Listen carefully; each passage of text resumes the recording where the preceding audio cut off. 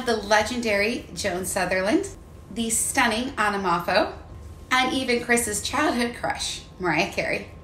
These ladies are examples of what we like to call the superhero body type, which is broader shoulders, rib cage, and a more narrow pelvis. This is actually the most athletic of all the body types. Stay tuned to learn how to train for the superhero body type. So the superhero body type features a narrow pelvis and a wider rib cage. What that allows us to do is to develop power more quickly and at a more variable rate from the bottom up. Okay, so we can ascend our diaphragm much more quickly if that's what we desire to do. We can also delay that a little bit longer because we have a wider space up top to naturally delay the closure of the rib cage. So we can do a lot with this body type in terms of training. So what we're going to demonstrate today are some exercises that we utilize with what we call the force velocity curve, just in terms of how quickly we develop power. Okay, so we're going to show you guys some jumping exercises and some strength exercises that you can combine in your workout to really get the most out of this body type. We're also going to show you a few exercises to help to manage this narrow pelvis to ensure that we kind of maintain the ability to both open the pelvis and close the pelvis as we go along in our workout. So whether we're talking about training, rehearsal, or performance, we want to use our breathing and our positional exercises to help to manage the shape of our pelvis and our rib cage to ensure that we're able to kind of maintain their ability to change shape as we breathe. In this case, we have a narrow pelvis and a wider rib cage. And so what we want to promote, because we're going to be doing a lot of training that's going to be driving it into being more narrow to contract the pelvic floor, are things to sort of undo that and kind of maintain the ability to kind of not go to one extreme. So in this case, what we're going to do is we're going to do a wall-supported breathing drill in which I'm just going to bend my knees about 15 to 20 degrees.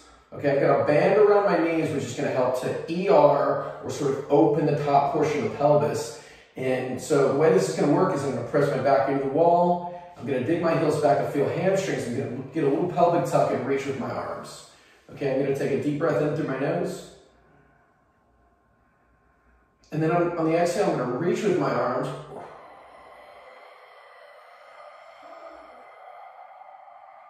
Long, slow exhale. One more time, deep breath in. Long, slow exhale. The reach is just going to ensure that I'm still able to close my ribs. It doesn't get too wide. And again, we're able to get that rib cage opening and closing at the same time. I like to perform this drill sort of as a filler exercise while I'm doing my fitness activities or during a break during practice or rehearsal. The force velocity curve for singers, all that really means is that when we talk about training tension, we have everything from maximal effort, where I'm trying to lift the heaviest weight possible, to moving as quickly as I can with very little resistance or even like assisting myself. And the benefit of doing that is that it teaches our body to control tension at different rates, and consequently, we get some reflection of that probably in your voice as well. So with that in mind, with this circuit, it's called a contrast circuit. We're going to start with a heavier weighted exercise that we're going to perform for 5 reps. We're going to put our weight down. We're going to perform a plyo where we're sort of paused and jumping as high as we can. So sort of a middle area. And then we're going to finish with like a kind of a bouncier plyo where we're just trying to get off the ground as quickly as possible. So again, this is an exercise that I like a lot for my singers. Certainly you can do, a squat, you can do a deadlift, whatever you have available to. But we're going to start by just holding the kettlebell to my chest. I take a deep breath in. Hardest exhale that I can take. Stand up from the chair. Deep breath in.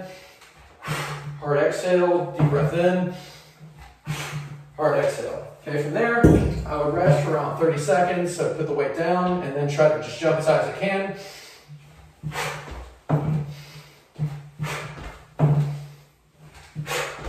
Again, rest another 30 seconds, and then make this as bouncy as possible. Split jump in the same leg. Just try to get off the ground as quickly as I can. Pretend I'm sort of landing and bouncing off of a trampoline. So again, obviously we're going to rest. Do that on the other side. Think about resting about 30 seconds in between each thing.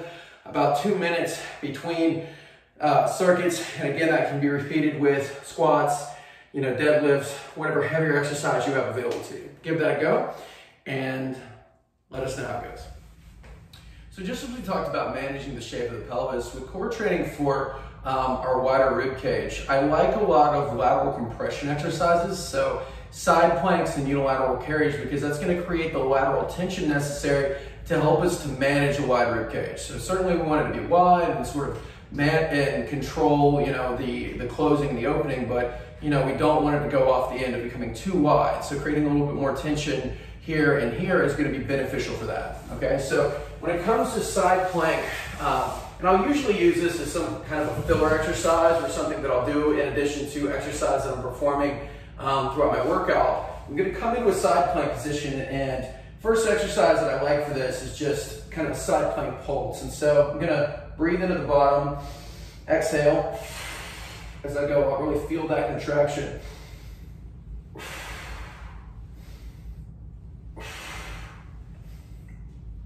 So it's an exercise where I'm moving to develop tension there. I can then do something like a side plank overhead reach. Breathe in.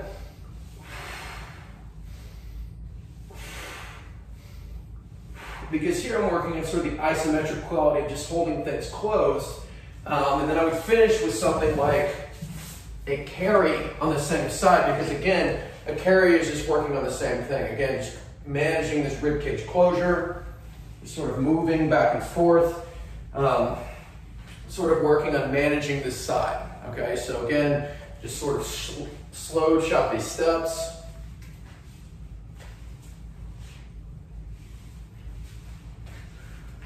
Resting for about maybe 30 seconds after you do that side, and then moving to the other side.